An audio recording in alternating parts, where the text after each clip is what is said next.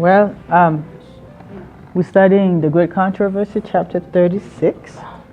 N'a étudié Tragédie des siècles, chapitre 36. The Impending Conflict. You guys hear me in the back? No? We're studying chapter 36, the Impending Conflict. Le conflit imminent. Voilà. Le titre là est en français. Okay, so when we think about what impending means, what do we see? Là, nous pensons de un bagage qui est imminent. Qui ça nous pense? Qui ça vient dans l'esprit nous? Well, like the French say, imminent, or something that is approaching, right? That's something that is to come. On bagage imminent, son bagage qui approcher, son bagage qui venir.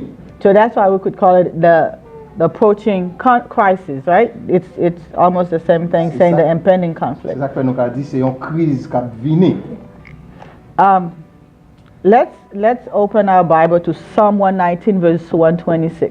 Nous ouvrons la Bible nous dans Psalm 119. Put nowhere.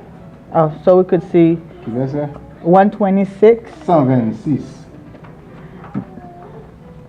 I like to have some of the Bible verses with the chapters, so that we could see that if we were to go to the Bible, we would find it.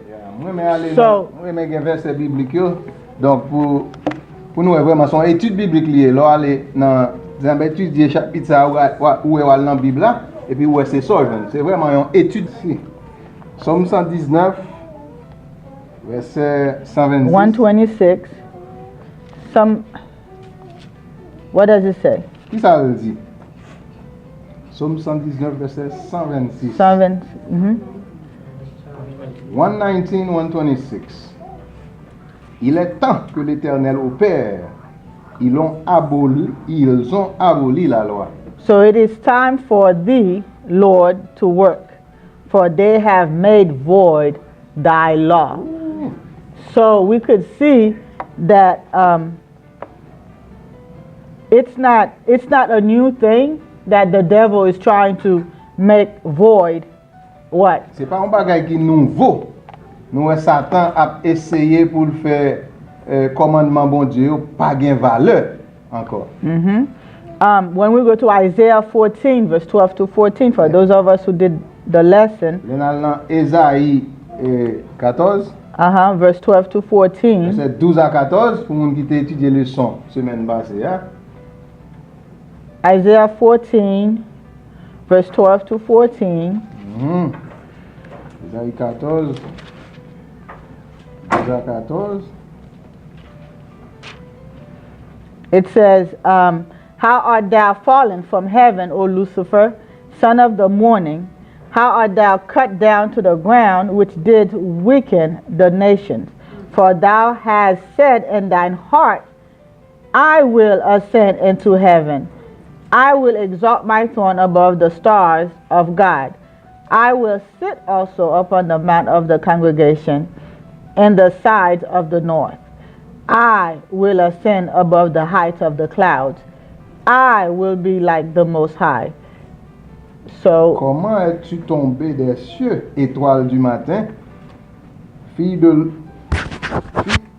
l'aube du jour, toi qui foulais les nations, tu es abattu jusqu'en terre. Tu disais en ton cœur, je monterai aux cieux, je placerai mon trône au-dessus des étoiles du Dieu fort. Je serai assis en la montagne d'assignation, aux côtés d'Aquilon. Je monterai au-dessus des hauts lieux des nuées. Je serai semblable au souverain. So it's clear we could see that one person is after God's law. Il est clair que nous sommes capables de voir que gagnons monde qui derrière loi bon Dieu. Satan's one primary purpose or objective is to overcome or to overthrow the law of God. Premier objectif Satan c'est pour renverser loi bon Dieu. For what purpose? Pour qui raison? So he could receive worship. Pour capable recevoir adoration. And he's going to get it no matter how. He's going to get it in the world. And he's determined to get it in the church. Et adoration, la besoin soit dans le monde ou bien dans l'église. Il est déterminé pour le venir, il y a une façon ça. So either way, he's going to get it. De une façon ou bien l'autre, la besoin adoration. It says, when we read from the beginning of the chapter, it says, from the very beginning of the great controversy in heaven, it has been Satan's purpose to overthrow the law of God. Dès l'origine du conflit dans le ciel, le but constant de Satan a été d'abolir la loi de Dieu. It was to accomplish this that he entered upon his rebellion against the Creator. C'est dans l'intention ça qu'il était entré en rébellion avec le Créateur. And though he was cast out of heaven, he was continued the same warfare upon the earth. Il continue même bataille ça, les bon Dieu chasser du ciel. So to deceive men and thus lead them to transgress God's law is the objective which he has steadfastly pursued. Pour séduire les hommes et pour pousser à la transgression de la loi, c'est ça, objet invariable de l'activité Satan. And one thing that got my attention is that it says, whether this be accomplished by casting aside the law altogether. Et, pour Satan faire bagay ça, si bagay qui attire l'attention, c'est que il dit comme ça là. Si Satan renverse toute loi bon Dieu à la fois, or by rejecting one of its precepts. Ou bien, pour le faire la loi tomber, soit le renverser, objectif c'est soit le renverser tout, ou bien yon. Non, yo. So the result will be what? The same thing. Donc résultat même bagaille là. Parce que la Bible dit quiconque. James 2 verse 10 says. Dans Jacques 2:10. You know, if you observe all the 9 commandments, quiconque observe toute la loi mais pêche contre, and then you sin against one, coupable de toute l'autre. You're guilty of all. So he doesn't care how he gets us. Pas important comment Satan pense. If you want to observe 9 of it, si vous voulez observer 9 commandements, and then reject the Sabbath, et rejeter le sabbat, that's one of them. That's a lot of the world. If you talk to the world, you know, they don't have any problem with adultery. They don't have any problem with worshiping other false gods. They don't have any problem with stealing.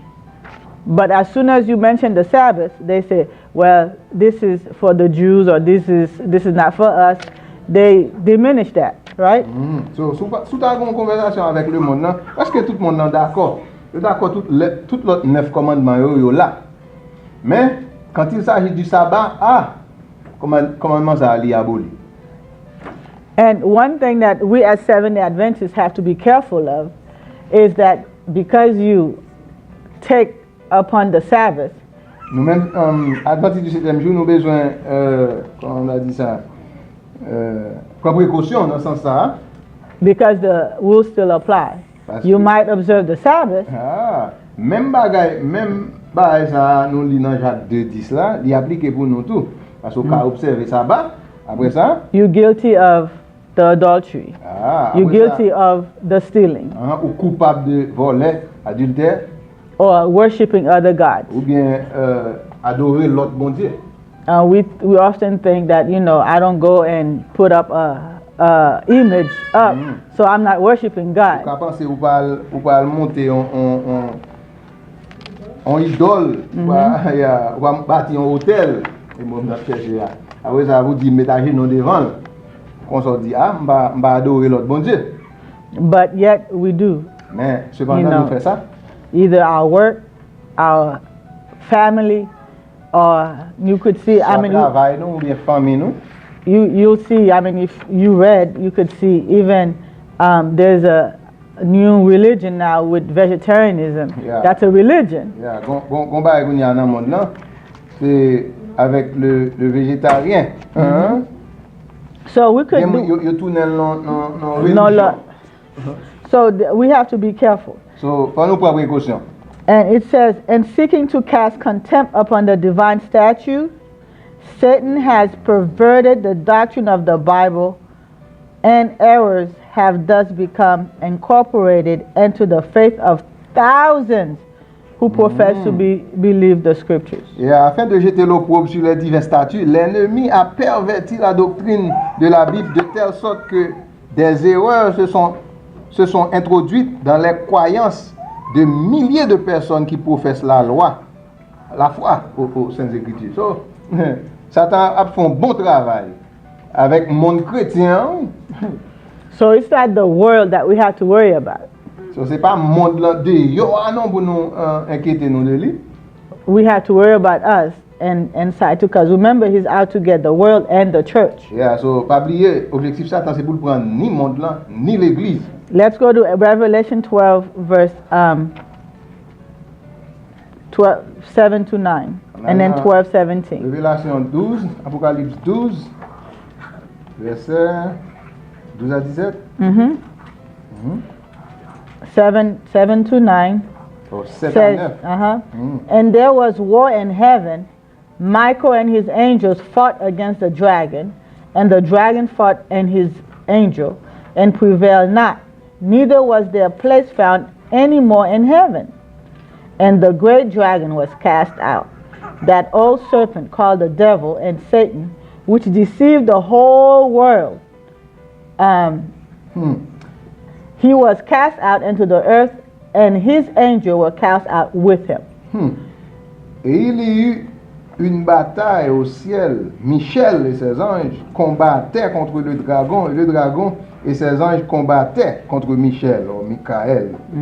Mais ils ne furent pas les plus forts, et ils ne purent plus se maintenir dans le ciel. Et le grand dragon, le serpent ancien appelé le diable et Satan, qui séduit tout le monde, fut précipité en terre, et ses anges furent précipités avec lui.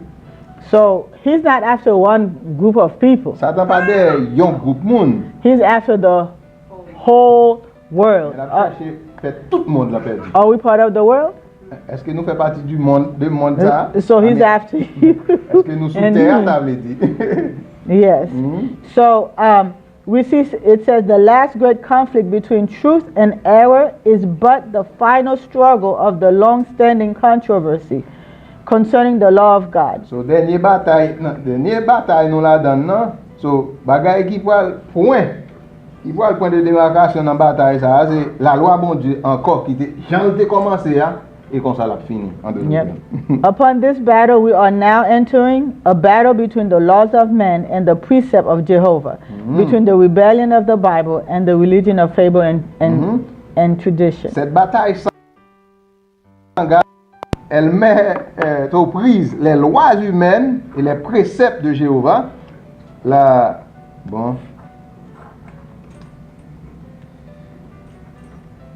religion des Écritures et celle de la fable et la tradition des hommes.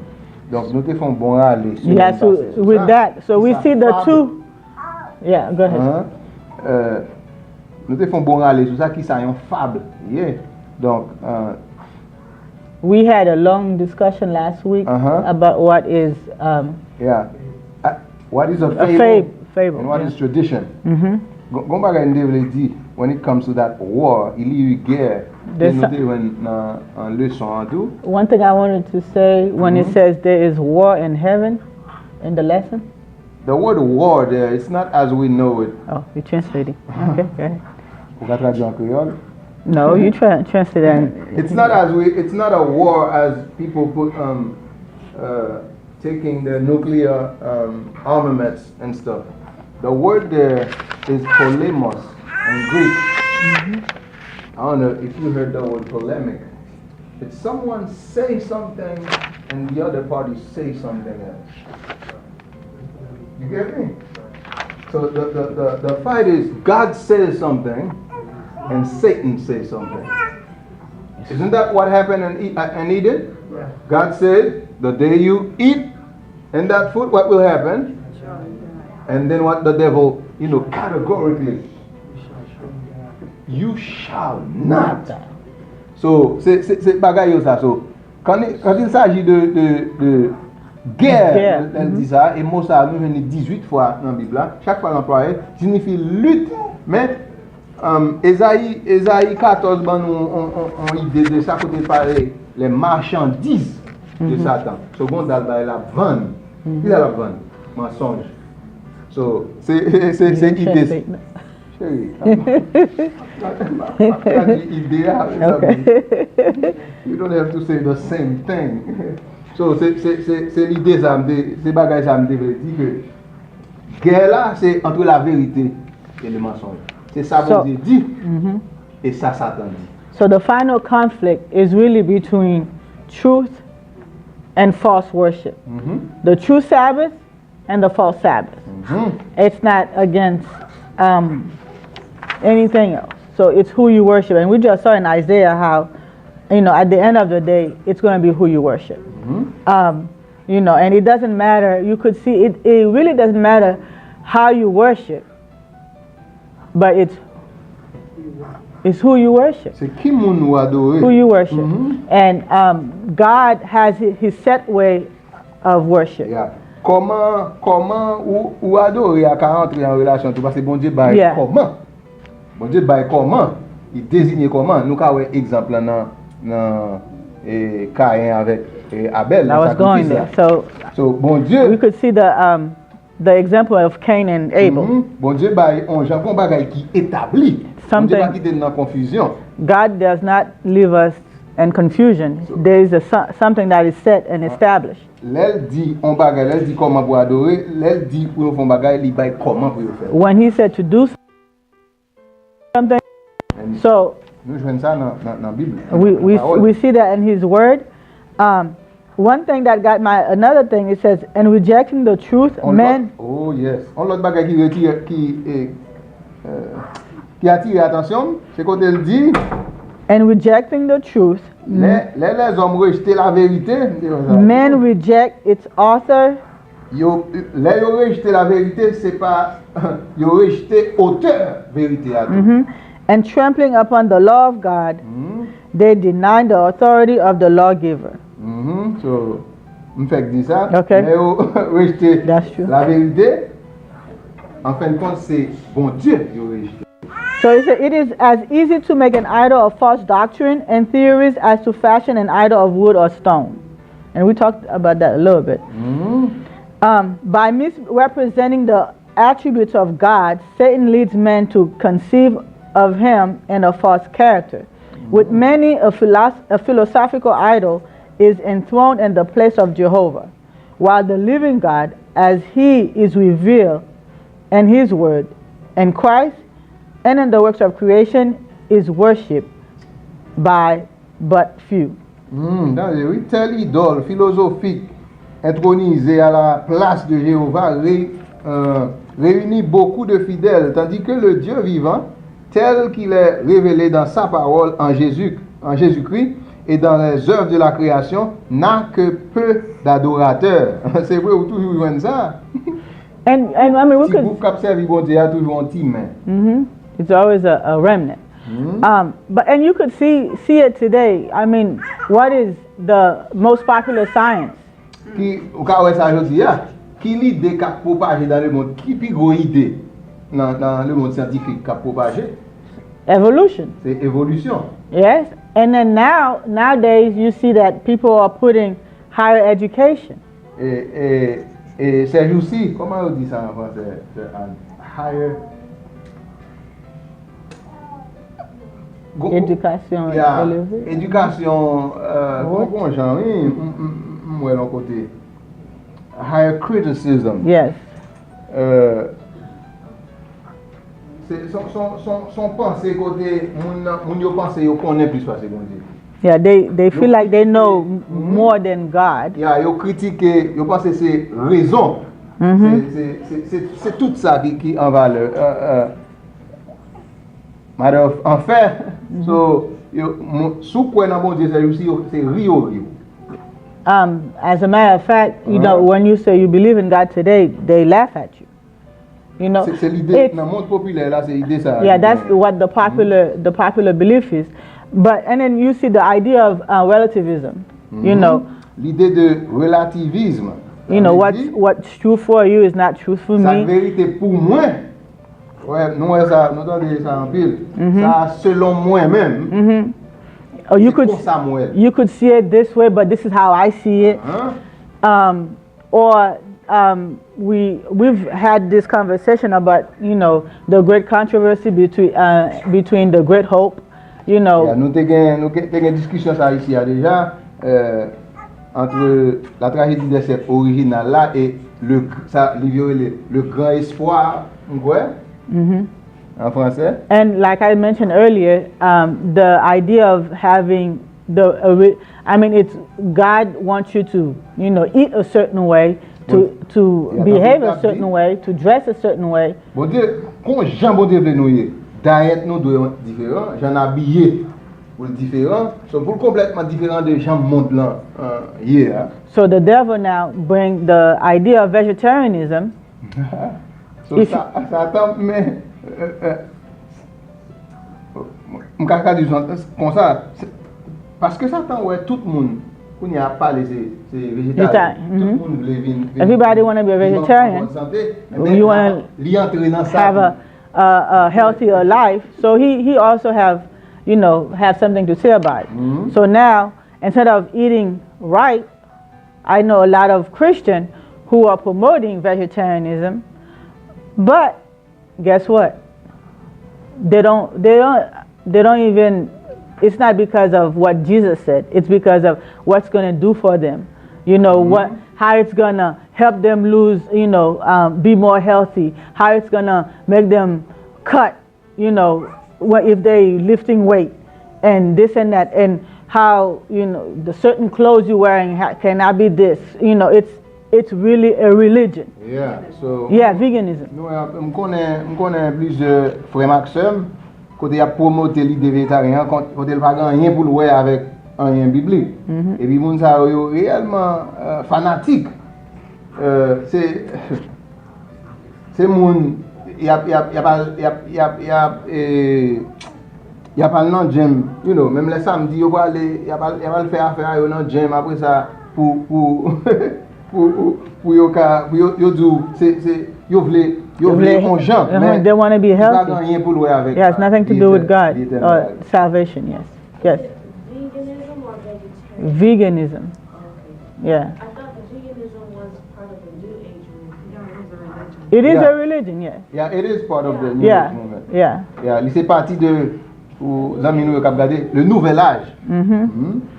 So, we need to be careful with stuff like that, because we a lot of time worshiping the creation and rejecting the creator. Yeah, en pile fois nous adorons la création au lieu de le créateur. It says, the God of many professedly wise men, of philosophers, poets, politicians, journalists, the God of polished, fashionable circles, of many colleges and universities, even of some theological institution, is little better than Baal, the sun god of Phoenicia. Toute philosophie moderne, nous réellement qu'à comparer avec adoration de Baal qui te gagne dans la Bible. So, même la parole Salomon dit non, pas grand rien que nouveau sous le soleil. Anybody else want to say something? Et pas oublier non, nous qu'à camper nous qu'à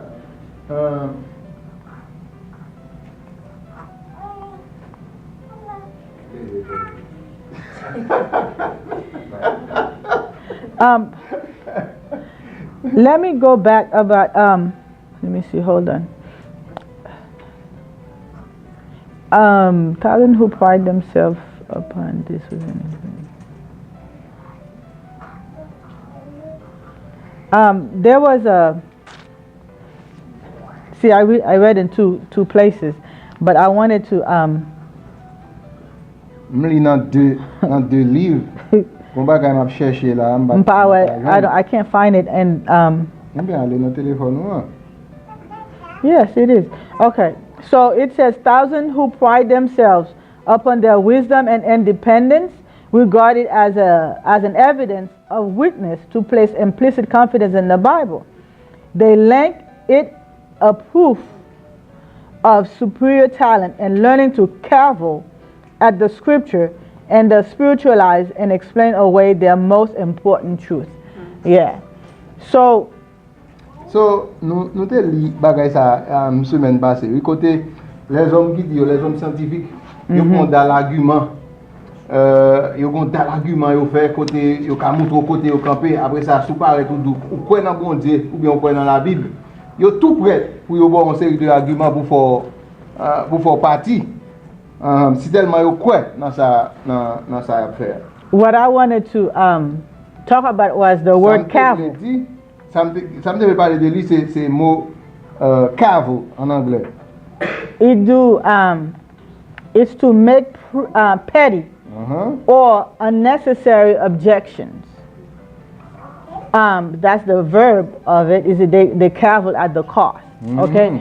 Or it's objection seen as petty or unnecessary. Son série de bagailles que yo ouais. You make it like la petite chose or something? No, like on expression ça. Yo dit on bagaille petty things. It's not important. Yeah. C'est comme ça yo fait. C'est comme ça yo fait foi ou paraître. Il y a pas de monsieur ça yo fait argument yo élevé philosophie au-dessus de toute bagaille biblique. So I mean, the reason I wanted to talk about it is because a lot of time we could believe in something, but now they say, oh, that was not for this time. Yeah. That was not for now. Yeah. You know, you Christian or old fashioned. You know, it's like you could get away with that. Yeah. You know. Raison pour me dire ça, c'est parce que nous connaissons monde ça dit comme ça que peut-être bagay ça qui écrit dans la Bible, c'est pas pour tant ça c'est pour pas être ancien. Un exemple sur ça, c'est regardez un évangéliste, monsieur, ils font discussion ensemble avec Doug Batchelor, il allait dans l'église. I was watching a presentation by Doug Batchelor and a debate. Yeah, on débat. Monsieur Gonzalez dit commandement yo cloué sur la croix. He said that the 10th commandment was crucified on the cross. Yeah. Il dit commandement yo cloué sur la croix, Jésus-Christ kounya c'est lui-même qui l'a nous. So Jesus, since the 10th commandment was crucified on the cross, Jesus is our law. So you could see how, and even nowadays, you know, if you stand up for homosexuality, what do they say? You know, you guys are, you know, you old-fashioned, you just don't like people, this and that, but, you know, you either have to be for it or be quiet. You can't stand for the truth anymore. Par exemple, homosexualité, c'est comme si, puis le côté, considérer ça comme hate speech. Un type of haïssement. Ils vont côté illégal, ou pas qu'à parler contre le bagage. Lui-même avant d'entrer dans l'église, nous avons ça qui s'est passé dans le temps époque Abraham. You saw what took place in Abraham's time? L'homosexualité frappait porte l'église. When homosexuality knocked on Christian doors? It was time, c'était temps pour l'eau. It was time for light to get out of the city because there were no hope for the generation. And it's the same thing that's happening in our generation. Yeah. Nous pouvons comprendre les homosexuels, mais quand ils veulent ça, et puis ils veulent accepter les gens.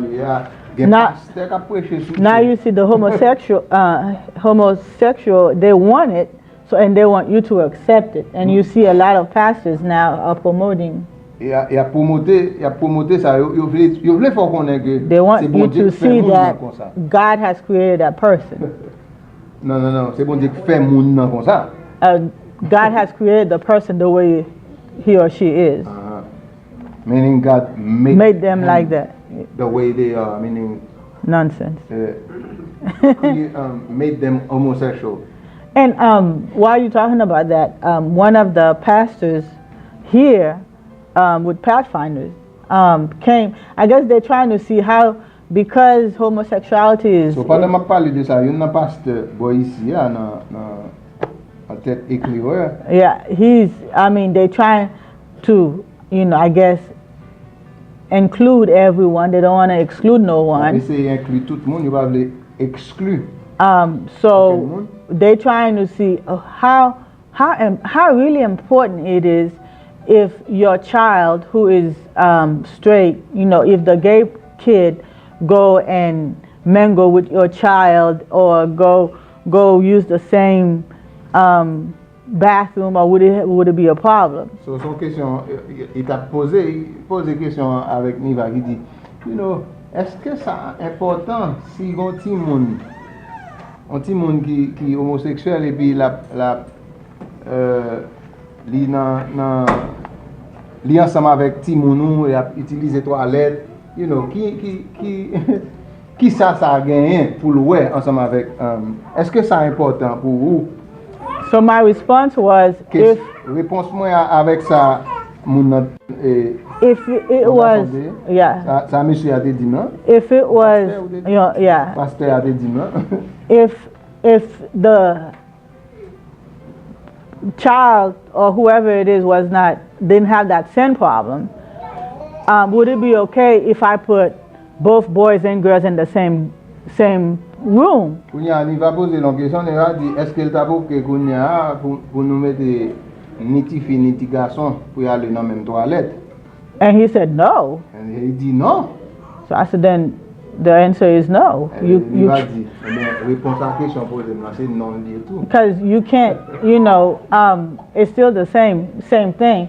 And he said, well, but the belief is that God created them the way they are. They said scientifically, it's showing that they didn't have a choice.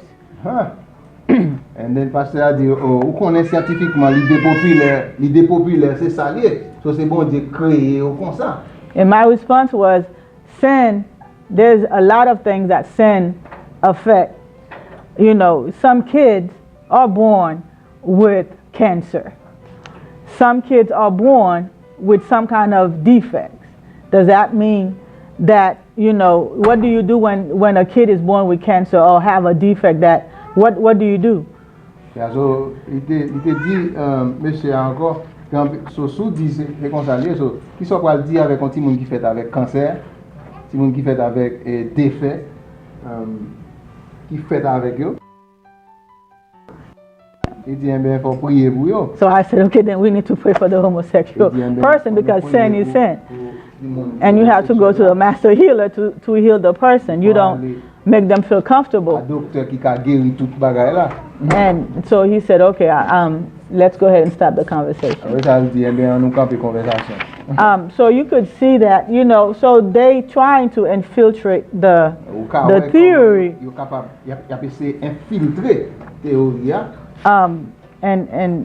And we have to be careful as parents or as Christians. Il faut nous prêter attention en tant que parents ni en tant que chrétiens.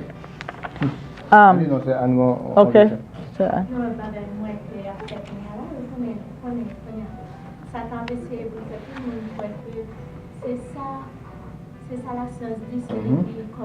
Yeah, Satan is trying to make everybody see that whatever science says, that's what is correct.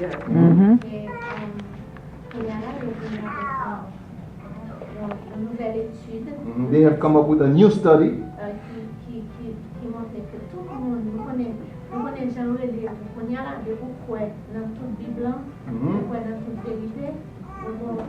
Yeah, if you believe in the whole Bible, they give us a name, right? They call us fundamentalists.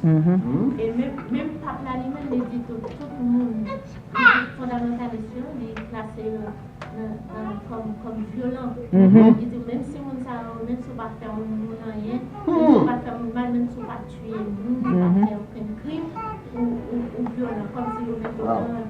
So if you remember that declaration from the Pope, he says, a fundamentalist, even though you don't kill anybody, you're not a murderer, but he classify you as a violent person. Corruption the fist. And he said those people, those fundamentalists, those people who believe the whole Bible as it is, they are sick.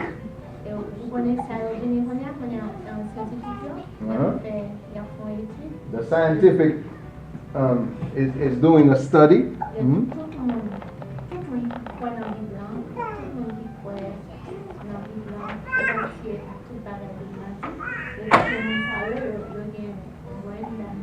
They said anybody who believes in the whole Bible as we know it, they have brain damage. Those people who believe in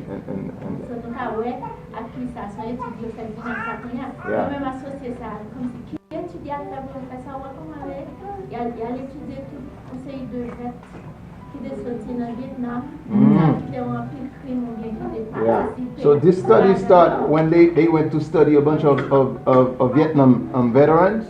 So you know those people have seen a lot. So this study is based on those people.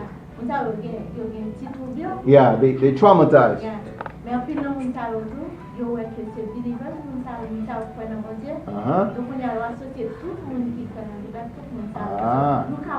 So yeah, most of those people they did the study about, you know, they were believers. So they associate the result that they have to all other Christians. All the atrocities. They put them aside, meaning the church.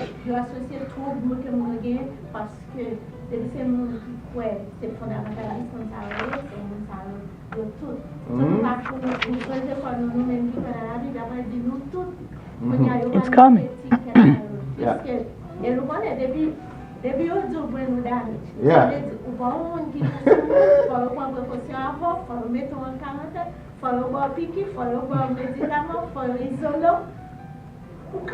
So you see where this idea is going, right? Once they classify you, remember what she's saying is remind me of a quote that we read 2 weeks earlier. It says the Catholic Church never act without, you know, all the things in place. When she moves, it's time. So all those things she's saying, they are prerequisite for what they are about to do. Once they classify you as sick, as being sick, and you need to get shot. So you are sick. They will quarantine you. So you see where this is going, right? But we are not to fear. Yeah, because I mean, you could see. I mean, even with. Comment? I remember that was the same thing they said for Ellen White. She was crazy. C'est même bagay la yo te di pour Sir White, yo di te fou. They're still saying that. They're still saying that. That's why the higher critics could say, well, you know, that was for her time. This was not what she meant to say. So since we have the education, we could correct what she said and put it in proper perspective. Les so-called, ainsi appelé intelligentsia in the church. Dans l'église, yo disait yo pi connaître, yo de corriger. Livre Sister White, yo dit mademoiselle il va en accord à réalité. So c'est même idée et nous connaissons signe des temps ça est depuis que yo commencé par quoi dans Sister White, yo va abandonner Bible là tout. Et puis il a sorti dans l'église. It says, when the standard of righteousness is set aside, the way is open for the prince of evil to establish his power in the earth. Quand l'étendard de justice, vous mettez à côté et mettez porte là ouverte pour Satan entrer pour faire n'importe ça. Wherever the divine precepts are rejected, quel que soit à côté les préceptes divins, vous rejetez. Sin cease to appear sinful. Péché suspend paraître, comme on a dit, péché. Oui, suspend paraître péché. Or righteousness desirable. Ou bien justice, il n'y a pas un bagage qui est désirable, la justice. refuse to submit to the government of God are wholly unfitted to govern themselves. Yo refusé adhérer à gouvernement bon Dieu, comme ça yo pas qu'à gouverner tête yo. So, and we read from the beginning that his purpose is to destroy. Et nous te lit de commencement chapitre ça que objectif Satan c'est pour le détruire. So, when we reject the Bible, nous rejeter la Bible. Well, the first one they reject is the spirit of prophecy. Dans l'église, premier bagage yo rejeter, nous connaissons monde là rejeter Bible. Yeah, the world reject the Bible. Yeah. C'est l'esprit de prophétie. Yes. So, it's coming. So, eventually it's gonna be, yes, relativism, truth is relative to you. What's good for you is not what's good for me. I believe this way, I don't believe that way. Ça bon pour so l'idée relativisme, c'est bagage ça qui dirige, moun ça dit c'est moins quoi ça comme ça, moins ça comme ça, and chaque moun a fait bail selon ça yo quoi. And you see that, if you're trying to do right, you are being made laughed at. You are de vous prend chemin la justice, you met ton étiquette sous dos.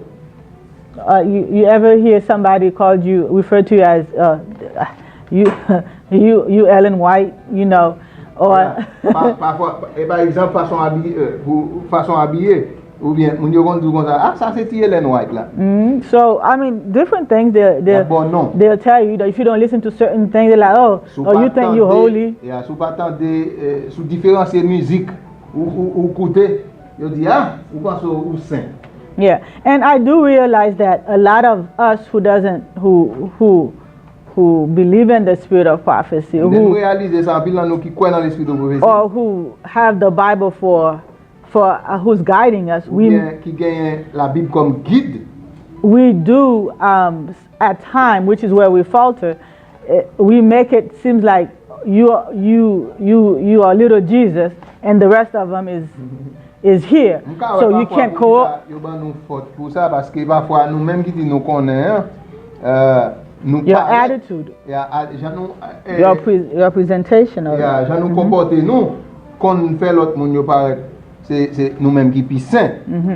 So we have to be careful also. We running for time? Highlight. Okay. So while you're looking for it, it says, through their pernicious teaching, the spirit of insubordination is implanted in the hearts of children and youth who are naturally impression of control, and a lawless, licentious state of society results. So, avec enseignement pernicieux, ça yo fait, yo mette idée ça yo nan dal tête ti moun avec jeunes qui naturellement impatient et qui pas gen contrôle, et kounya ti moun ça yo vin licencieux, yo gen licence, yo vle faire n'importe quoi. Lawlessness, licentious. So no, we could see how, they start young. They don't wait until the child is of age. They start from the beginning. Yeah, you commence jeune. And even the little cartoon that we let the kids watch, you see all those, subliminal messages that are sent. Even the. Et nous quand dessin animé nous qui te dit mon regarder. Yeah. Madame moi les petits dessins animés mais pas petits. They're big things, because you could see how many Hollywood little children you see come out okay. Yeah, combien de monde nous qui grandit dans monde Hollywood là après ça qui sorti bien. I don't think I've heard of one yet, unless they left the whole. À moins que yo quitté monde Hollywood là, après ça yo converti. Mais presque tout le monde ça yo, presque tout le monde ça qui passe dans Hollywood, nous comment vivre. What were you saying, Naya? I was saying some of them the Hollywood was too much for them. Like they Hollywood is like making them do stuff that they weren't comfortable with, so they left like the movie business completely. And you don't hear about them because Hollywood doesn't want them to know about it, to get it out. But some people find a way to snoop deep into it. Exactly. So c'est ça nous a dit, ça Naya dit, c'est que ti moun qui sauve yo, c'est ti moun qui quitte Hollywood. Gen nan yo nous connaît Forerunner. C'est yon nan ti monsieur ça, gen plusieurs, il était dans Hollywood. Yeah, monsieur, tout le monde c'est moun qui était à Hollywood. Ivan, yeah. So, bon Dieu gen moun al tout côté, oui. So bon Dieu gen moun tout côté. Yes. So, again, but you don't hear, once they get out, you don't hear, unless they're doing the morality of mankind is really becoming. Là rejeter les préceptes de Dieu, qui ça quand so, it says property would no longer be safe. Men could obtain their neighbor's possession by violence, and the strongest would become rich. I can see. Richest. Life itself would not be respected. The marriage vow would no longer stand as a sacred bulwark to protect the family. He who had the power would, if he desired, take his neighbor's wife by violence. The fifth commandment would be set aside with the fourth. So, ça va expliquer là, c'est si là, bon Dieu a pas existé toujours, mais ça t'a privé. Et bah ouais, si voler pas en péché, tout le monde va voler. Et bah ouais, so si bah menti pas bon, bah menti déjà pas bon. Nous comment moun fait. So allez ouais si pas la loi qui existe même. So on croit par exemple ça la parler de moun yo pas vle que yo dit la loi bon Dieu pas exister, yo vle mettre à côté, cependant yo même yo gen loi yo vle suivre. So, let me see. Children would not shrink from taking the life of their parents if by so doing they could obtain the desire of their corrupt hearts. Yeah, so what's the reason? Because again, they rejected the law of God. So if there's no law, then if God's, as a matter of fact, I think the previous raison c'est que si pas gain depuis la loi bon Dieu mettait de côté s'il va exister et mettre toute bagaille ça yo ou ka faire yo. And we see how they want us to observe the law of the land. Yo voulez nous adhérer avec loi qui gouverne terre. But yet they're rejecting God's law. Yo rejeté la loi bon Dieu. C'est plus gros erreur que moun te ka fait. So let us go into depth. Huh? So, if they reject God's law, pretty much you're saying that anything could happen. But at the same time, what are the children are doing? That's preparing them to cause so much heartache, killing parents. What is the main issue behind that that's causing them to do those things? First of all, you said, disobeying God's law is one thing, but what are they doing in their home? Is it video games that's already exercise their mind? Yeah. They're already preparing themselves Yeah. to do those acts where it's not like sensible for them anymore? There's a lot of gadgets out there for these young people that's preparing them. Yeah, so en d'autres termes, si nous ka résumer, so c'est ça, c'est résultat. Parce que vous mettez la loi de côté, quand il y a certains bagages, li ba yo vidéo game, li rempli temps yo avec l'autre bagage. So il a préparé yo pour la mort.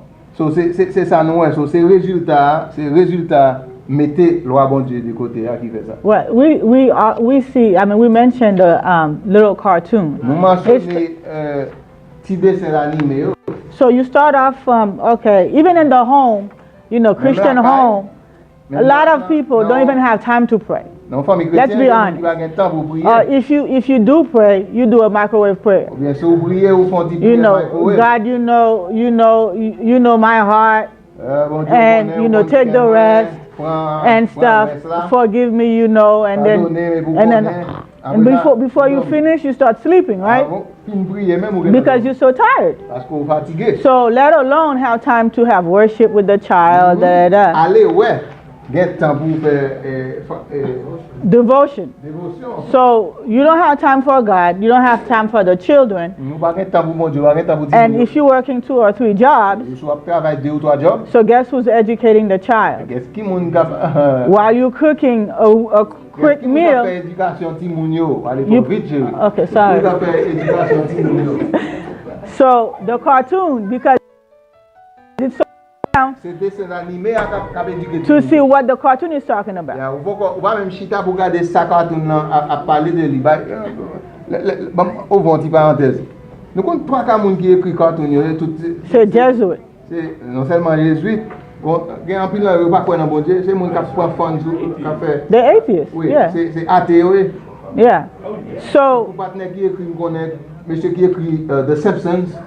oh, that one Yeah. is Simpson is Yeah. for adults. And they talk about Seventh-day Adventists dans bagage ça passer plus l'autre cartoon.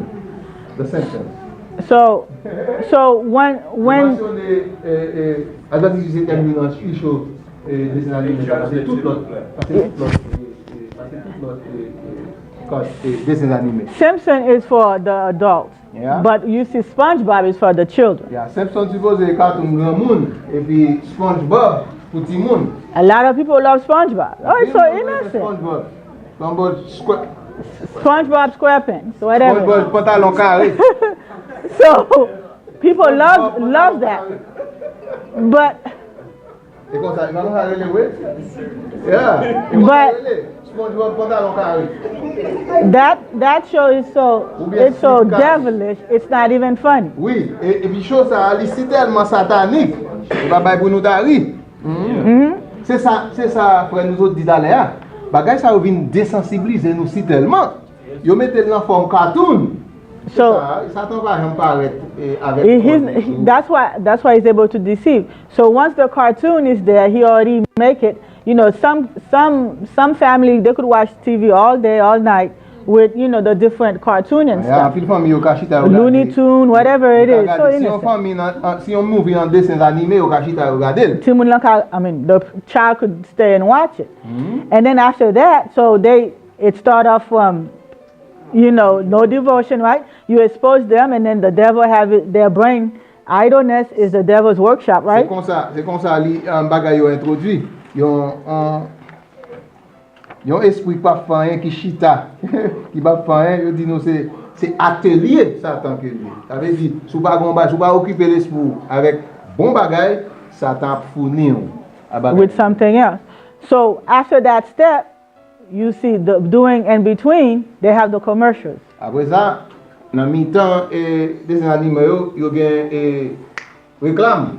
So the commercial said, go buy the video game, go buy this, go buy that, go. Réclame là dit à acheter tel vidéo jeu de vidéo. And then the food that they're eating, they usually put them on the lower section. So you are, there's a psychology behind it. Il y a une psychologie derrière bagay ça. Son bagay qui bien préparé. By the time the child is 10, they've watched so much things that you wondering, did he just speak to his mom like that? Yeah, quand il y a ti moun nan di maman non bagay, ou dit, oh, est-ce que sa maman li parle comme ça? Or his dad like that? Ou bien papa? And then you like, oh, it's just this generation, man. Après on dit, oh, génération ça. And then you remember that little cabbage stuff we were talking about? We just petty it. We just, man, this generation. Pas ça pour rien. But you as parents, we are failing our kids. En tant que parent. And then by the time, we say, oh, their kids, they'll bounce back. Et puis nous dit ça, nous dit c'est petit moun yo y a maté. Yeah, because and then now you see the divorce rate outside of the church is almost as equal, if it's not higher, in the church. Et t'as de divorce. Ni dehors, li presque même bagay ni dehors l'église ni en dans l'église. So all of that to me is, you know, rejecting God. Tout bagay ça c'est From- moi-même c'est pas à cause de rejeter la parole. You're gonna hold on. Were you gonna say something? Oh, I was implementing more on the Okay. subject Okay. where you Sorry, and then Brother mentioned Charles. that the kids are putting folks like it's crazy, Mhm. like it's senseless. But the video games are outrageous nowadays. Like when you play video games now, you have the senses. Like when you shot, you can feel it in your hand. Mhm. So now, when you can feel something like that, when you actually doing it in real life, it becomes like a normal thing. Like, Ah. Bon, faut dire ça pour faire nous cap garder ou bien on dit là. So jeux de vidéo yo même gain yo kounya nan comment on dit ça? Na electronic you? Yeah, non na controller, par contre comment on dit ça? Comment on dit le monde qui parle français ou bien créole yo? C'est meilleur. Yeah, dans contrôle qui nan mais dit bon ça dans contrôle qui nan mais yo met une série de effets, vibrations pour l'autre monde nan ou senti.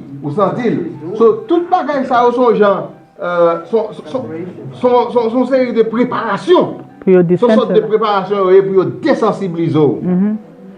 And on last Monday, Lundi passé, a dad and a son on papa un petit garçon, had a little argument. il y a un petit argument. The dad went outside, Papa dehors, took sorti his dehors. gun, and killed his own son.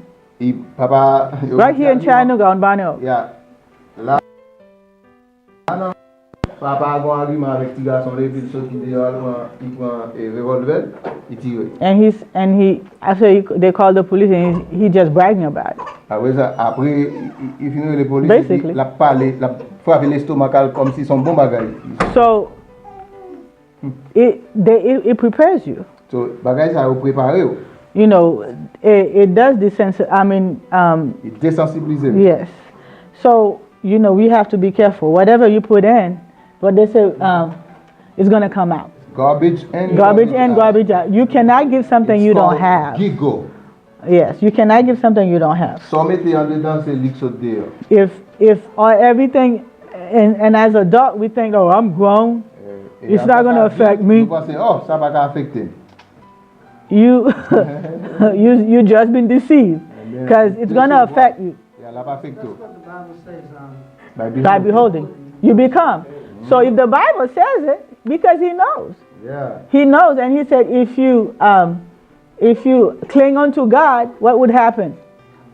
Voilà. You become like God. Caché à bon Dieu, ou venir tant cool. So tout ton garder Jésus-Christ, ou venir sembler avec. So when you clinging onto the other stuff, guess Pour ça, what? tout, si c'est mal ou pratiquer, You're gonna become like that. même on ça bien. On connaît un monde qui dans magie là, on dit, oh, c'est semblant Satan. Yeah, you could see it. Comme ça, tout si on moun a marché à bon Dieu, là où elle a dit, He- moun ça sont chrétiens. Ça fait ça. There's an aura about the person. Gon lumière, là ouais. Tout même bagay là. he's What saying- you- so attaché avec He's l'autre. translating. Kind of like he could see, he's a him person. He could see if somebody is into devil worshiping, and there's that aura that comes, you know, just like you could tell if somebody's a Christian.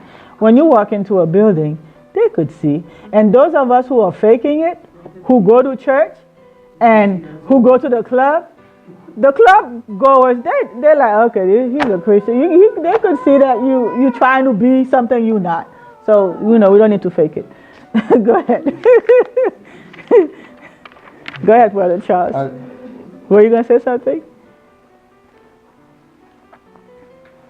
Now, knowing all this, Now, maintenant, connaît toute bagay ça yo.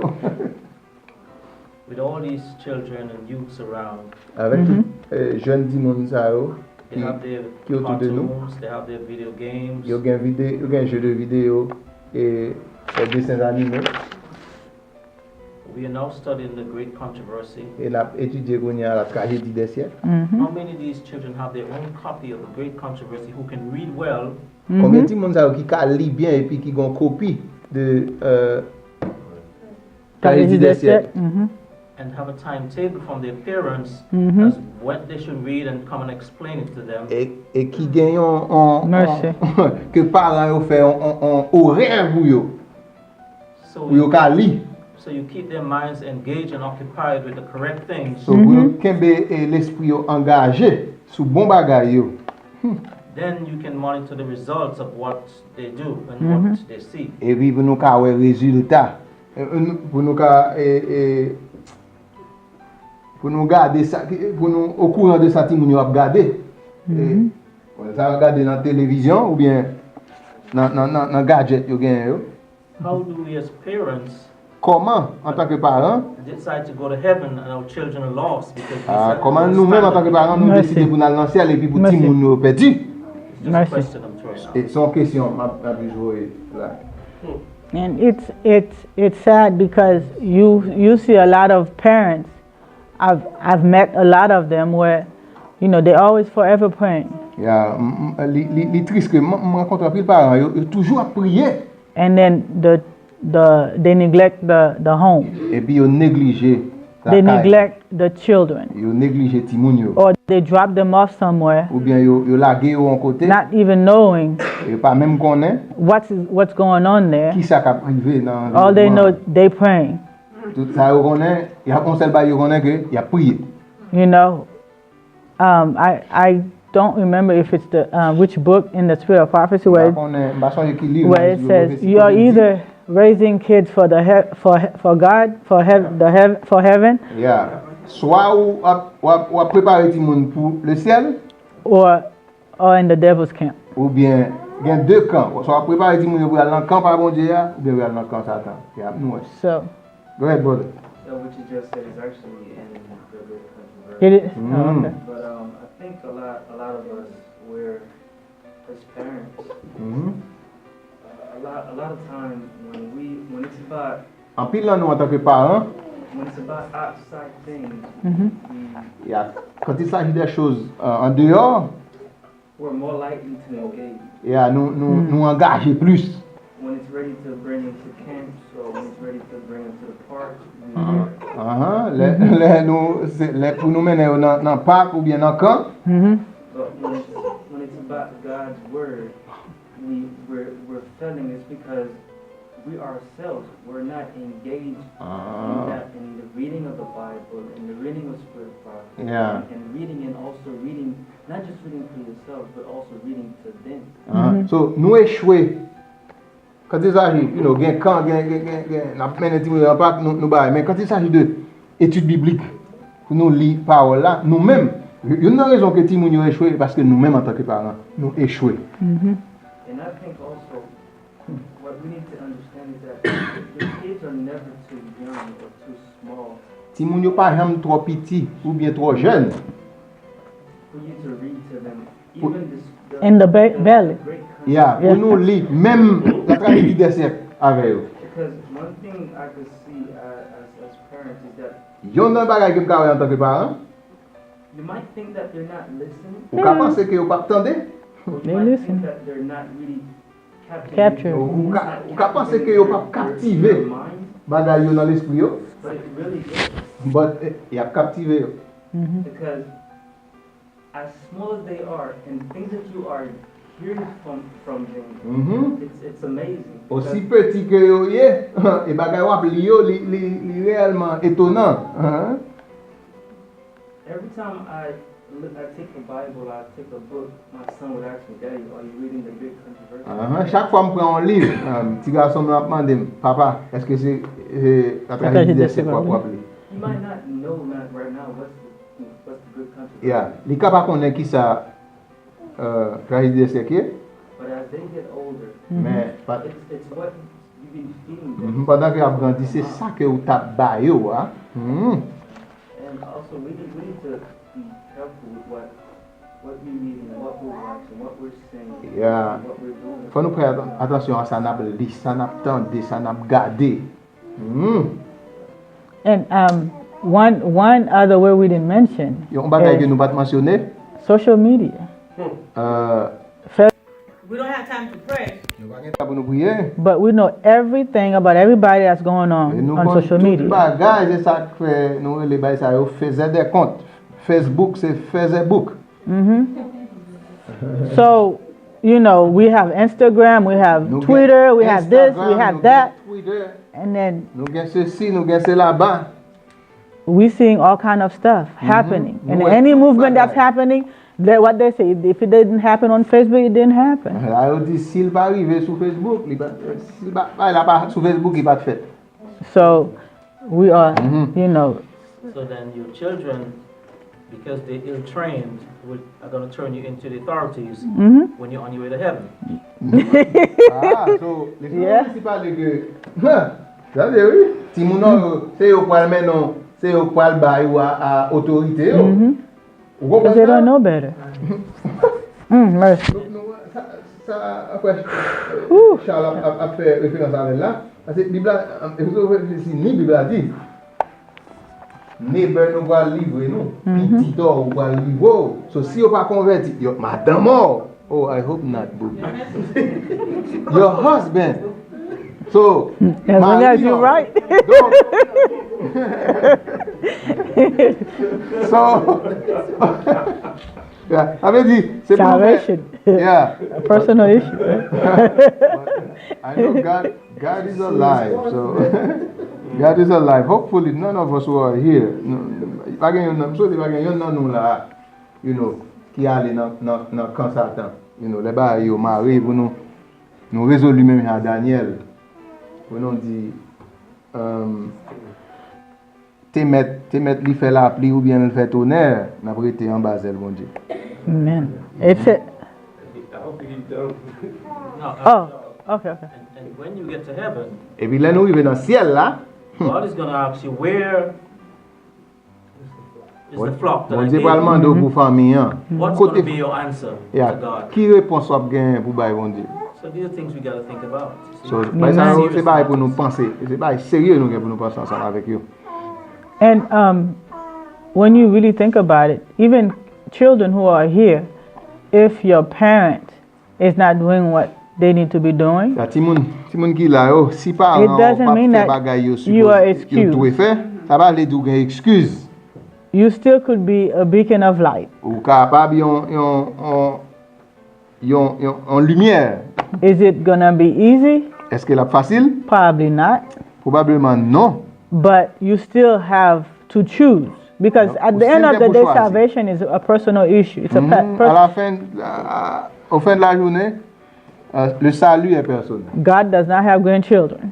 Bon Dieu pas un grand petit. We all have to go in. Nous chacun pour aller pour compte nous. Because I mean, with me talking to you right now, if I listen to my mom and dad, Écoutez maman papa moi me parler là aujourd'hui hein, m'pas là. I've been a Seventh Adventist for like what 20 something, 25, 26 Yeah. since 1988, whatever it is. Yeah, de 1988, m'adventiste du 7e jour. And my mom and my dad died being a Mason, Papa mourit en tant que Freemason, franc-maçon and my mom is still a Catholic. et maman est toujours catholique. Franc-maçon. So, Oui, de vous dire franc-maçon c'est ça. yeah. Franc-maçon. So you could see at age 14, À l'âge de 14 ans, if I didn't decide, si je pas décidé, I wasn't 14, I was but 13ish. battre là non, j'ai besoin de 13 ans. So, you know, even at that age, I had to make a stand Yeah, so for God. yeah, à l'âge ça me dégué pour me camper pour Jésus. And it was not easy. Et pas facile. Because 2 months prior, I had just gotten communion, 2 mois auparavant, nous avons fait recevoir la première communion. biggest party in the town. Yeah. Nous connaissons les communion, c'est fait qu'on fait. And then 2 months later, Et 2 mois plus tard, you throwing that away vous voyez ça j'étais. for you to eat leftover food, Manger, dormir. and then for you to get to a point where your parents didn't feed you or put clothes on you. Yeah, à côté maman pas acheter So pas de poule, pas bon manger. So it's not going to be easy, but So you still have. Il va facile. It says, and here it says, we may disguise poison by mingling it with a wholesome food, but we do not change its nature. Même si tu as mélangé poison avec un bagage qui bon, on va pas changer nature poison. So it says, on the contrary, Au contraire, it is rendered more dangerous, beaucoup n'y a plus dangereux. and it is more likely to be taken unaware. Parce que moun ka prend bagay poison, il pense son bon manger li. It is one of Satan's devices to combine with falsehood just enough truth to give it plausibility. C'est yon attrape Satan yo, li mêlé yon bon menti avec une petite vérité. Ou bien enveloppé en pile vérité avec un petit menti. And we could Allez donc. we could see that with the propaganda of the Pope. Nous ka wè ça avec propagande pape là.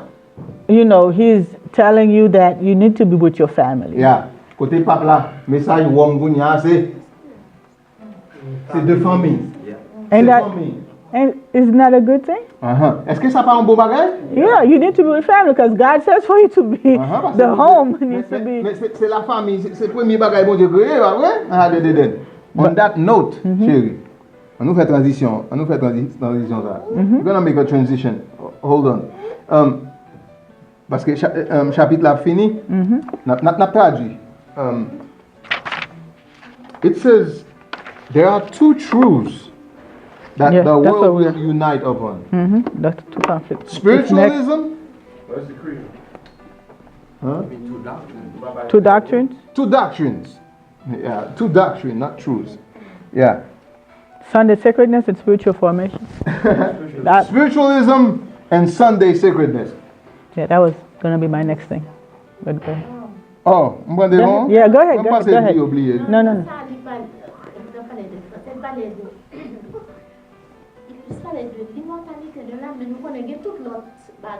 Oh oui. L'immortalité de l'âme, c'est lui-même qui en sorte de spiritualisme. C'est spiritisme. Spiritisme. C'est ça même. Sorry, Jerry. No, go ahead. So spiritualism and Sunday sacredness, which is what we see. What they say. Oh, Sunday is a day for family. And then they're gonna put it into law.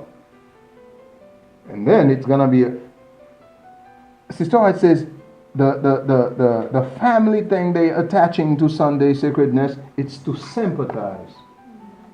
So that spiritualism can come about. Because it says Satan will do a bunch of miracles, real ones. Real ones for those people, because the Pope believes in miracles. It says there, I don't know if you read the chapter, he and their priests, a lot of them will be deceived.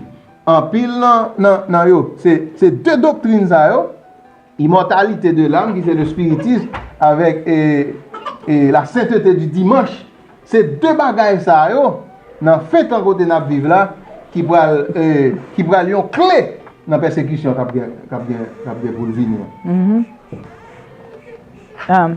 The teaching of religious leaders have opened the door to infidelity, to spiritualism, and to contempt for God's holy law.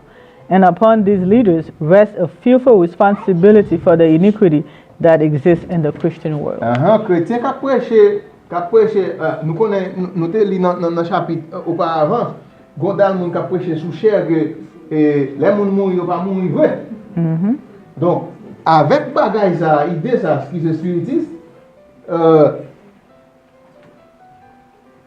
monsieur ça yo, c'est eux même qui responsable bagay ça yo ka privé. Yo en partie c'est eux responsable pour bagay ça yo, pour tout bagay ça yo ka privé dans monde chrétien. Yeah, so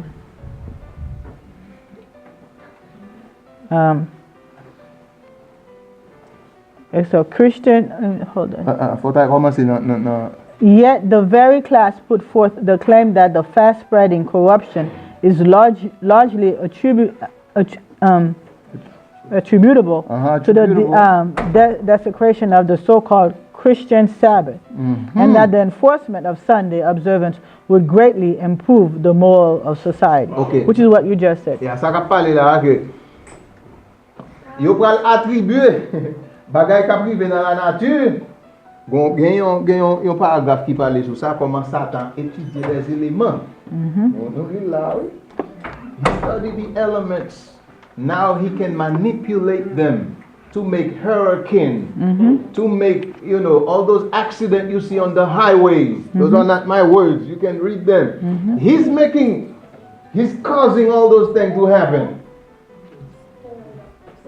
He's stirring, yes, and then men in laboratories are studying how to make men. Yeah, do they have one right now? How to give a computer consciousness.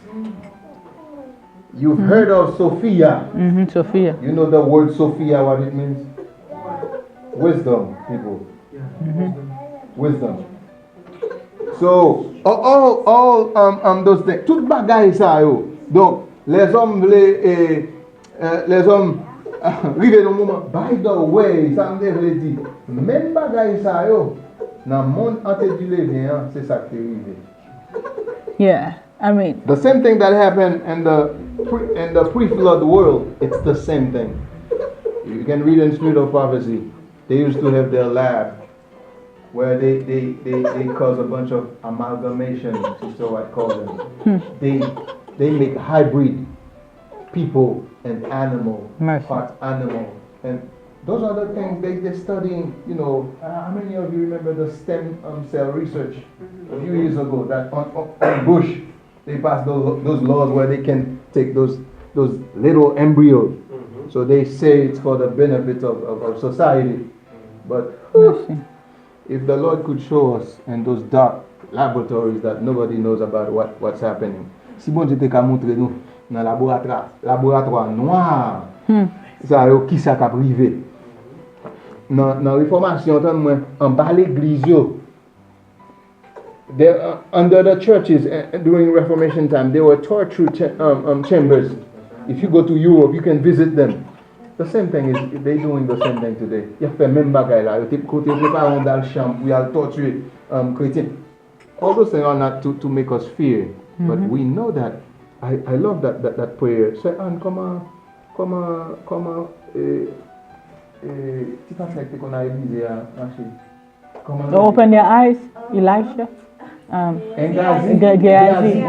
Yes, that guy. I love the prayer of Elijah. Elisha, when he said, open his eyes so he can see the ones that are with us are more than the ones that are with them. I love that. And God opened his eyes. He saw the one who surrounded him were surrounded by the chariots of fire of God. Ooh, and the thing is, the devil knows that, but it's us who don't know. Satan connaît ça. C'est nous pas comme ça. The angel of the Lord encamp. What about those who fear him? L'ange de l'Éternel campe autour de ceux qui le craignent. And sometimes and to deliver us. Exactly. So, but do you know it? Est-ce qu'on sait Satan comme ça? Est-ce qu'on sait? And it's because we don't know. That's why we get into his trap. Yeah, parce que nous pas connaître ces affaires nous tomber dans filet. Because once you reject God, being such a good gentleman, he's not going to force himself on you. Yeah, bon Dieu pas forcer tête sur aucun monde, so de pour rejeter bon Dieu, eh bien his power is still there. Oh, sorry, I didn't see. I was going to say, in regards to stem cell research. En regard stem cell research. They open the door for people to do different things with embryos. Yeah, you ouvre porte pour moun faire plusieurs bagages avec les embryons. Tu vois ça relé? Embryon. Yeah, ils sont bien mais pas bien. Embryon, il va qu'on N. Okay. Yeah. Allez. One thing is going on now is they're using it as a taste additive. Comment on va dire ça, hein, mon Dieu? Hein? N'a servi yo servi avec pour un bagage pour bailler Pour Pour goûter. manger goût. Yeah, so yo servi avec bah Tant ça. pour épices. Yeah. Oui. On sort d'épices. Yeah, ma kon correct. Ouais. companies specifically Yeah. like Yeah, Comme assaisonnement. assaisonnement pour goût. So, okay. That's what I said, épices. one of the companies specifically I remember is Kraft and all of Philip Morris. Oh, yeah. Yon nan kompany ke m sonje, yo se Kraft. Yo fè yon dal makaroni tout nou. Nou achete makaroni, nou konon Kraft. And they have taste additives. Et puis yo gen sakre le taste additives, se bagay yo ajoute pou fè manje a bon, pou fè l goût. And so we need to be mindful of what we put in our bodies because we say that we don't eat. You know, if we ask everybody here, are you a carnivore? We're going to disagree, but Yeah, nou ka mande tout moun la si yo son carnivore. Nou ka pa d'akor, men. we eat and drink products that are Uh-huh. Carnivorous. Oh yeah, nou manje produit ki genyen goût bagay sa yo. So la vle di, mes amis, gan pil bagay pou moun konen. So that means we need to become label readers. Ah, se sa m dabal di. Li bon pou moun, chak moun gen jardin an ou. Yo said, you know, it's the label readers. yeah, he said labor. Oui. That's the best way. Yeah, that's the best way, but Pou li boat yo. Non, sa m pale, bagay kap elimine tout sa, se sou plante jardin. Oh, yeah, you know what you planted. You know what, if the best way, he was saying that you have to become label readers, and then he said the best way is to plant grow your your own garden, plant your own food, grow your own food. We living. C'est Anne.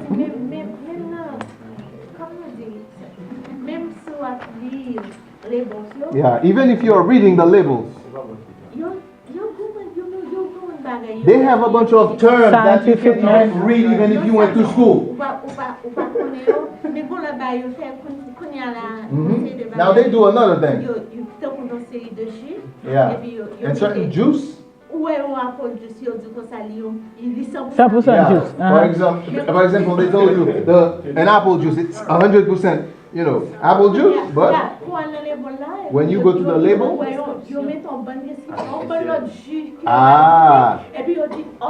they have a disclaimer.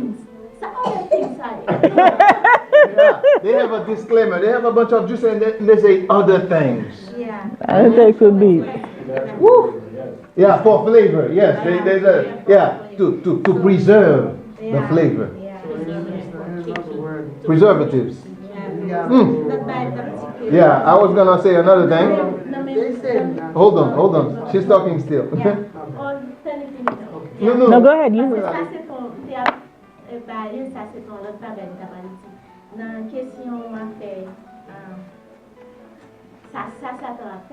Yeah, regarding what Satan is doing. Yeah, that paragraph is very important.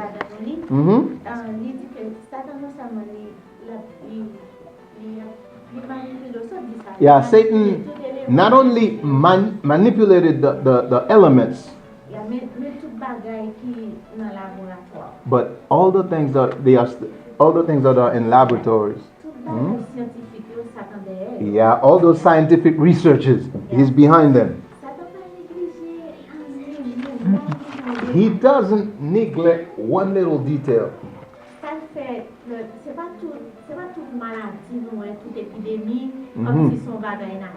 Not all sickness are natural.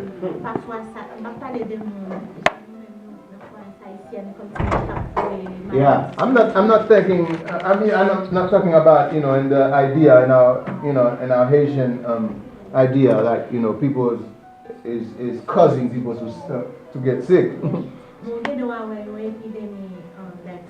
But you can see a flu epidemic. Yeah, you might think it's it occurs naturally every year, but Satan is behind it.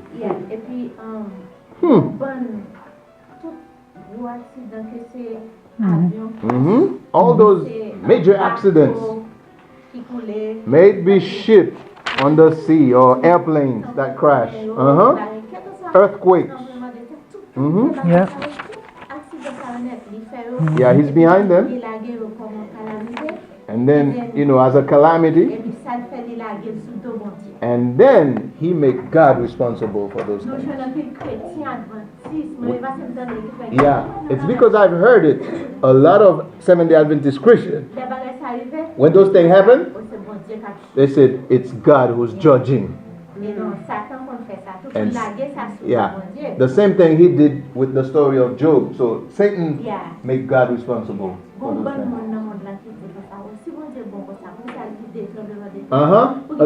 Yeah, a lot of people say, if God is so good, why he let the earthquake, you know, devastated those places like that? And then now they are mad with God. And then they become atheists. And Satan is happy. Sister White tells us in the last day, he will do more. Satan will do more. And then he will accumulate them on the back of God, making God responsible. And then they're going to say, it's the Christians that are responsible for these things to happen.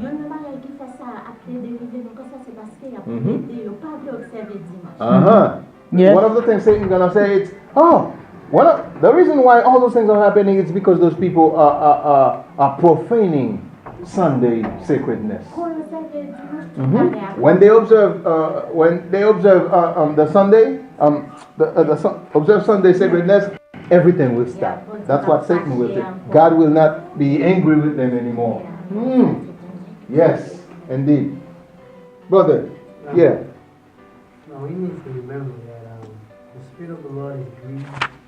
The Bible tells us that there's going to come a time when the Spirit of the Lord is going to remove itself. Yeah, Bible dit nous que pour le temps que le Seigneur Dieu va le retirer de terre. So we are in the time of the beginning of sorrow. Yeah, nous n'entend, c'est le commencement, notre le commencement de la douleur là. So in another way, like the sister saying. En d'autres mots, comme sœur nous a dit. So all those things are happening. People are blaming God for it. Yeah, tout bagage a privé, n'a metté blâmer bon Dieu.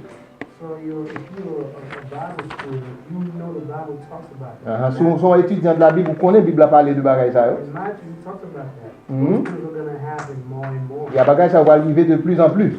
So we just need to be aware. We need to be on God's terms. Yeah, nous juste voulons, faut nous en garde et puis faut nous en bas bon Dieu. Amen. Non là? Allez non, sister. Okay. I was going to say, M'da pas dit, retirez mon sous bouche m'ga ouais. M'da pas dit. Why are those things happening is because Pour qui ça bagage ça arriver, c'est parce que not only prophecy have to be fulfilled. Et la prophétie il faut qu'il accompli. And the fact that there's so much immorality.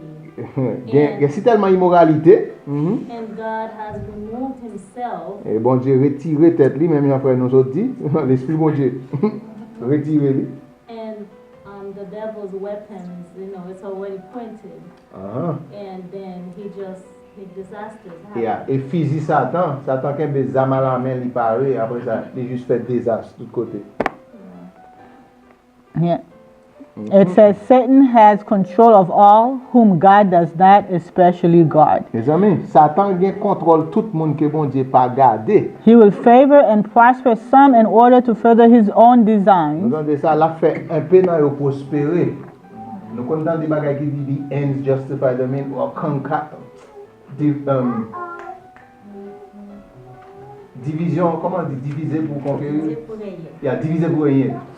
Divide and conquer. Nous avons des termes ça. So c'est ça le fait. Il bat un peu mon bagage, après ça il prend dans main moun ça. Il travaille Satan. And he will bring trouble upon others and lead men to believe that it is God who is afflicting them. Bon, fait nous songer un bagage. So, mais ça Satan fait, c'est ça me dit. Do you remember the dialectic theory? Not theory. Hegelian dialectic. Yeah. C'est ça. Notice ça Satan fait là. Do you hear what he does? He make something happen here, and then over there he makes something else happen. Tout ça. Il font pas arriver là, mauvais, on va dire bon, arriver là, kounya, ça qu'a joué bon Dieu après dit oh eh bien ça qu'a pris c'est tel bagage pour y aller dans boss ça tout et puis troisième bail il va le proposer c'est lui-même qui a gagné. He said he sweeps away the whitening harvest, and famine and distress follow. He imparts to the air a deadly tent, and thousands perish by the pestilence. Vous avez causé? Nous sommes les maps. Les maps li bay ça me songe somme 90. De 10 000 que 10 000 tombent à côté. Psalm 91. Donc ça dit Satan lever poussière et puis the devil will. Il travaille avec l'air là. Nous bon te dit il travaille avec l'air là pour faire poussière là, faire tout pour causer poussière là pour faire dégâts. Après ça bon bagage il dit côté and thousands perish by the pestilence. Et puis des milliers de monde a mouru à cause de ça. So c'est certaines fois ils sont 80 là, il dit que 10 000 tombent à ton côté. Et 10 000. Ni la contagion. 10,000. En plein midi, c'est ça parole ça fait. 1,000 fall at your side. C'est ça qui a fait causer ça. On ne peut pas faire le mal. So, il connaît Bible. It's almost 7. Let's read Isaiah 24, verse 4 to 5. Presque c'était en nous lit Ésaïe combien? 24. Ésaïe 24. 4 to 5. Verset 4 et 5. It says, the earth mourneth and fade away. The world languished and fade away. The hardy people of the earth do languish. The earth also is defiled under the inhabitants thereof, because they have transgressed the law, changed the ordinance, broken the everlasting covenant. La terre mène deuil, elle est déchue. Le pays habité est devenu languissant. Il est déchu. Les plus hauts peuples de la terre sont languissants. Le pays a été profané par les habitants qui marchaient sur lui. Parce qu'ils ont transgressé les lois, ils ont changé les ordonnances et ont enfreint l'alliance éternelle. So it says, those who honor the Bible Sabbath will be denounced as enemies of law and order. Moun qui observe sabbat avec la loi bon Dieu, yo pral dénoncer yo comme ennemi de la loi. As breaking down the moral restraint of society, causing an anarchy and corruption. Yo pral accuser yo que c'est yo même qui fait anarchie. And calling down the judgment of God upon the earth. Et a dit c'est yo même qui fait jugement bon Dieu a tomber sous terre comme ça. So, as the Protestant churches reject the clear scriptural argument in the defense of God's law. Pendant que les églises protestantes rejetaient les arguments clairs, les arguments spirituels clairs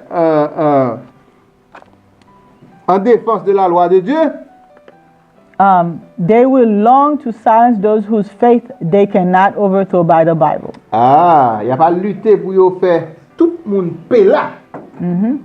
Though they blind their own eyes to the fact, malgré au fermer yeux avec cette fait, they are now adopting a course which will lead to the persecution of those who consciously refuse to do what the rest of the Christian world are doing. Et adopté kounya, il y a pas de persécuter, petit groupe qui pas d'accord ensemble avec eux. And acknowledge the claims of the papal Sabbath. Et moun qui pas accepter la souveraineté papale.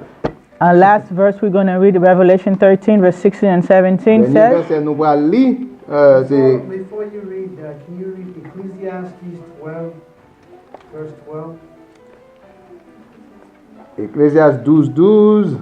Ecclésiaste 12.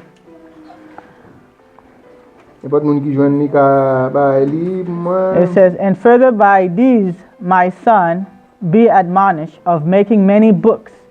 There is no end, and much study is a weariness of the flesh. Du reste. 13. Let us hear the conclusion of the whole matter. Fear God and keep his commandments, for this is the holy duty of men. Écoutons la fin du discours. Crains Dieu et observe ses commandements. C'est là ce que doit. Okay. So. C'est la révélation. Révélation. Apocalypse says, 13. Sorry. verse 16 and 17. Révélation 13, verset 14 et 16.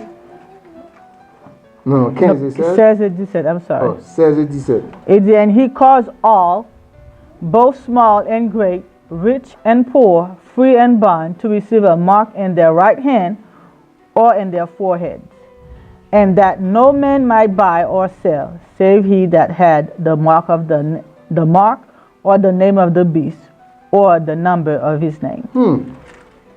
Et elle faisait que tous, petits et grands, riches et pauvres, libres et esclaves, prenaient une marque à leur main droite ou à leur front, ancien français, et qu'aucun ne pouvait acheter ni vendre s'il n'avait la marque ou le nom de la bête ou le nombre de son nom. So he's coming. And Revelation 12, verse 17 says, the dragon was wroth with the woman and went to make war with the remnant of her seed, which keep the commandment of God and have the testimony of Jesus Christ. Révélation 12, 17. Alors le dragon fut irrité contre la femme et s'en alla faire la guerre contre les autres qui sont de la semence de la femme, même version ça, qui gardent les commandements de Dieu et qui ont le témoignage de Jésus, car le témoignage de Jésus est the truth. So, spirit of the prophets. So at the end of the day, is who you worship. À la fin de la journée, bagay la c'est que c'est qui moun pour adorer. Sunday sacredness or the Holy Sabbath? C'est sainteté du dimanche ou bien la sainteté du sabbat de Dieu. Amen. Restez branché. Oh, sorry. You gonna pray? Oh no, Brother Charles is gonna pray. Okay. Since he's been in another world today. Come back to earth with us. Let us stand and pray. It is 7 o'clock. Yes. Thank you for coming.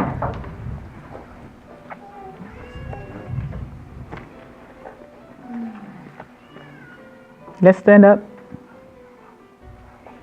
Oh, So yeah, to pray. baby. Let's pray. Kind Heavenly Father, we are so thankful for life that you've given us. And we're thankful, Father, that we are able to come and assemble to study your word. We're grateful that you've given us beforehand and told us what is going to happen, how and when, and you've shown us how we can prepare by standing on your word. Help us as families and individuals, Father, to make time to study and to find out the truths that are hidden in your word that we have to hold on to. As we leave here, may we not leave carelessly and go back to the same casual things that we have left during the week. But may we go back with a consciousness and a desire to find you, to seek you out, Father, to find what would you have us to do. Yes. Bless us as a people. Bless all the families represented here. Bless the children, Father. Help them that they may be taught to be more conscious of the times that they're living in, because the wrath of the dragon will be upon them. Help them to understand by their parents teaching them. And as we go out, Father, may we share these with our fellow men that we work with, our loved ones, our friends, our co-workers, wherever they may be. Because out of love, we need to tell them what is coming upon the earth. Have mercy on us, Father, and help us that all of us here today will make it possible to find a way to make our calling election sure before it's too late. Take us home safely to our homes of abode, and bless us as we go through this week, Father. Help us that we may stay focused on what we ought to be doing and not lose focus at all, so we may be counted faithful in the end. We thank you and we praise you. In Jesus' name we pray. Amen. Amen. Amen.